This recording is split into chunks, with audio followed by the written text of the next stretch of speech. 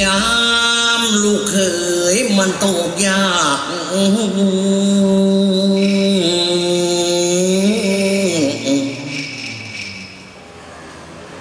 แม่ยายก็รักลูกสาวนี้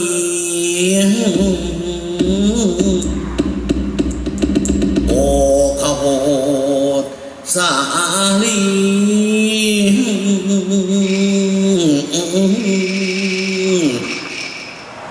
อยู่ทางนี้โรยราร้าวรา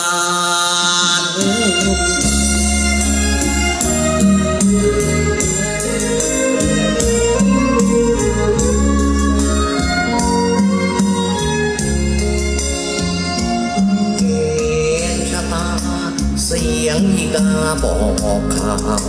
เป็นเมื่อลางแตกร้าวเรื่องราวข่าวร้ายได้นั้น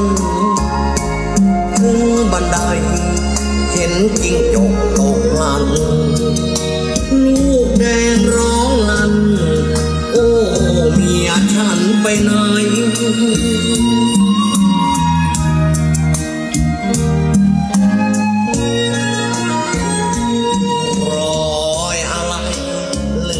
สบายขาดลงมันเป็นคราวอับจนหน้ามนตามชูมาดิน